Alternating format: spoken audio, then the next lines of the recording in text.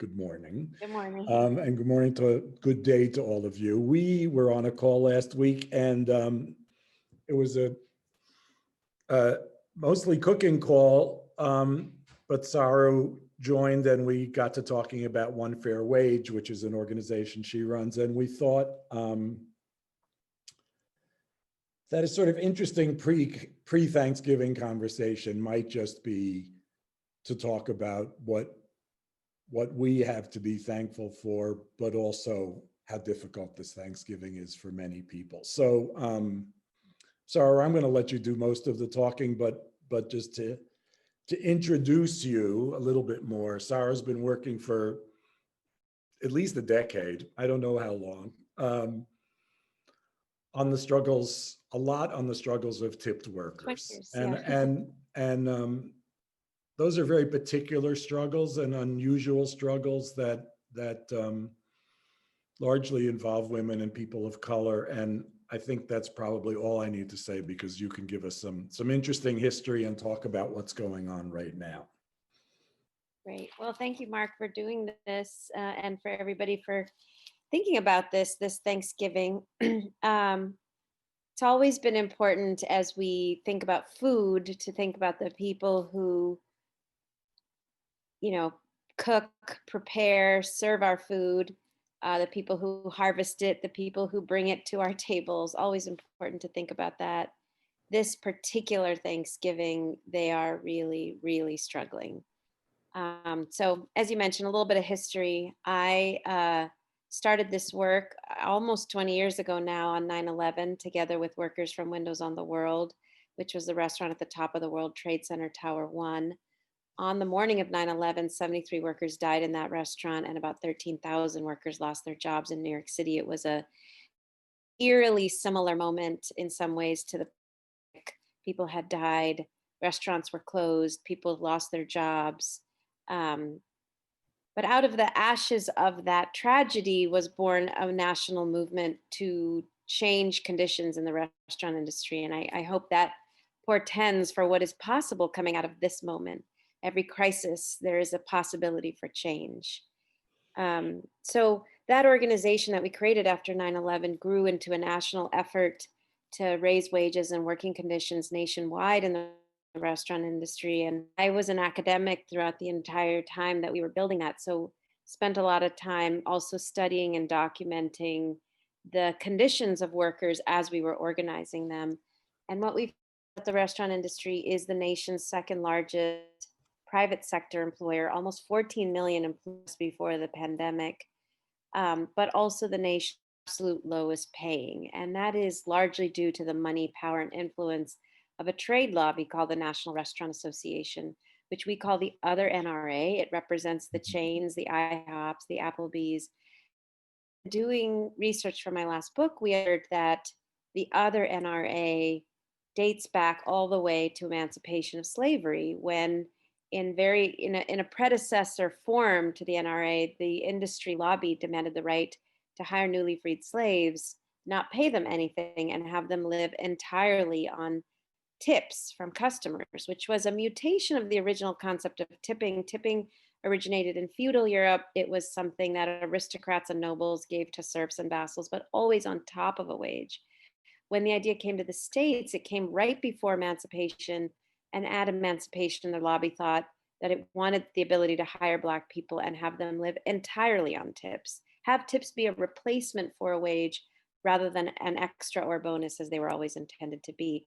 And that idea of tips as a replacement for a wage became law in 1938 as part of the New Deal, when everybody got the right to the minimum wage, except for three groups of Black workers: farm workers who were mostly Black, domestic workers who were mostly Black, and tipped restaurant workers who were mostly Black women.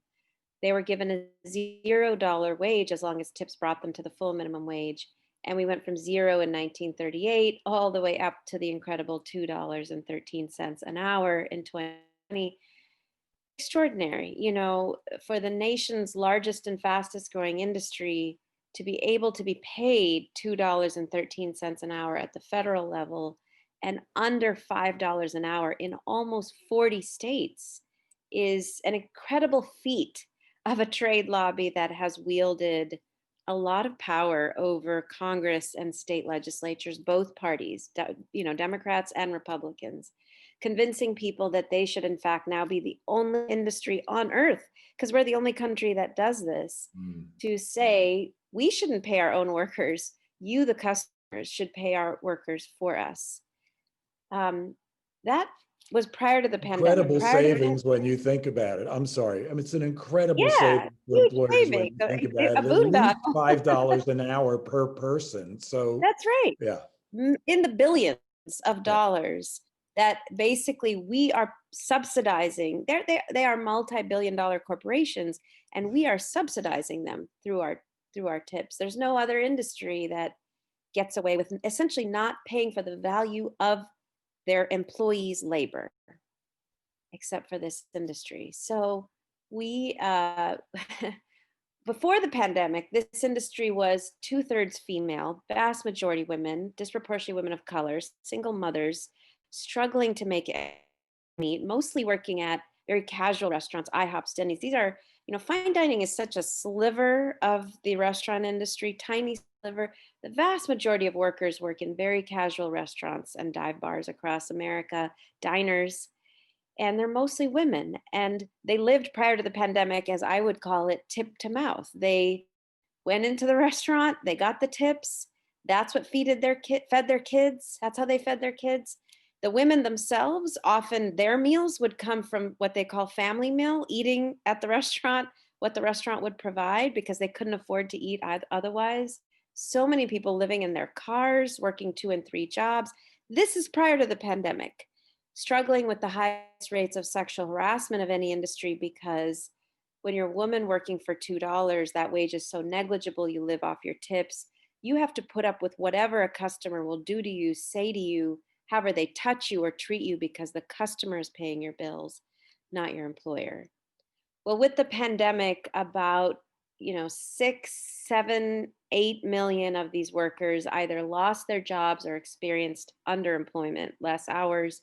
I mean, huge numbers of workers, 60%, 60 by our estimations, couldn't get unemployment insurance, Mark, not because they were all undocumented. I mean, it's a small sliver of the population that's undocumented. Most couldn't get unemployment insurance because they were told by their states that their sub minimum wage of $2 or $3, depending on the state, was too low to Mm. meet the minimum threshold to qualify for benefits. They were they were punished for their state minimum wage. Worked And at both ends, really. yeah, I mean, Michigan is the perfect example. I mean, there's all these shenanigans happening now in Michigan with the president, but there have been shenanigans happening in Michigan for years. And one was in 2018, we actually collected 400,000 signatures to put this issue on the ballot, November 2018, to raise the wage from $3.52 in Michigan to $12. And the Republican legislature, out of terror that it would drive working people, people of color, women of color to the polls, took it off the ballot and made it law. They quadrupled the wages of waitresses in Michigan. But when they did, they said, we are doing this to keep people from voting. We promised, they Wow. outwardly, blatantly, we promised to gut this after the election. And in fact, they did. Many of them were voted out, but during lame duck after the election, they reversed workers' wages back down from 12 to $3. And then a year and a half later, when the pandemic struck, that same state that drove these workers' wages back from 12 to 3 said, sorry, your wage of 3 is too low to get benefits. Mm.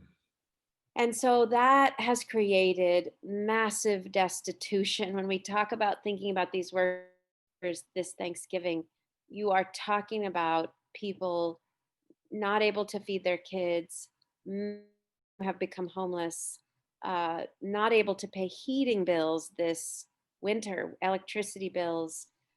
Millions of people, millions and millions of people. Some of you may have seen images of the lines at the food banks. That is not even a sliver of the level of destitution people are facing right now. And even worse, we're facing a public health disaster, likes of which I don't think is fully understood. CDC has reported that restaurants are, the number one source of spread, that adults are twice as likely to get COVID from eating in a restaurant.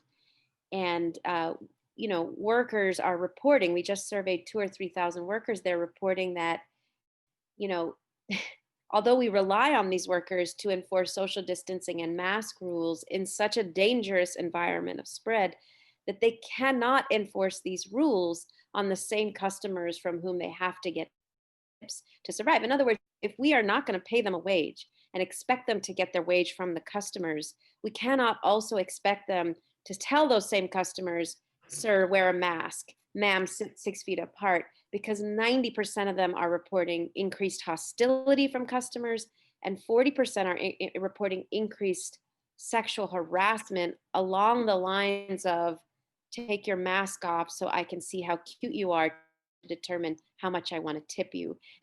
This phenomenon, take your mask off so I can judge your looks, has become so prevalent, and we've heard it from so many thousands of workers. We actually coined a new term. We're calling it masculine harassment because we are hearing it from so many women. So many women, take your mask off, take your mask off, take your mask off so I can see your face and decide how much I want to tip you. And that means that the sub-minimum wage for tipped workers and forcing millions of people, millions of women, millions of workers to rely on tips has gone from being unjust, an issue of racial justice, economic justice, like instability, to being literally a matter of life or death this Yeah, it's a Thanksgiving. public health issue. So we wanted to try to keep this short. So let's just say a couple things that people, whenever we have this conversation, people who are watching, we know, say, well, what can I do? So the sort of most obvious thing long-term is to work for state and federal laws to raise minimum wage and to end the tipped wage laws. The second thing is to always tip generously when you can, because actually people are depending on tips to live. But given that it's Thanksgiving and given that it's the giving season or whatever we call it, there is a direct way for people to help tipped workers and other restaurant workers. And why don't you talk about that for a second? Yeah, we started an emergency fund in March when the pandemic hit. It's called the One Fair Wage Emergency Fund. 228,000 workers have applied for relief, and we've only been able to provide cash assistance to about 40,000 of them. So we appreciate your support. If you go to ofwemergencyfund.org and can give whatever you can give, we give out $500 cash payments to each worker. So if you're able to sponsor a worker at 500, that's great. If you're able to sponsor 10 workers at 5,000, that's wonderful. But every donation you give has double the impact, because not only do we provide cash relief, we then involve those workers in fighting for change, in voting, in speaking to their legislators about needing to get paid a livable wage as a COVID relief measure now. Great. On my Zoom, you broke up a little bit when you said that, and we will have this in print, but ofwemergencyfund.org. That's it. Okay. Well, I think in the interest of keeping this short, let's book. And super interesting as usual, Saru. Thank you, and we'll talk again soon. Okay, thank you, Mark.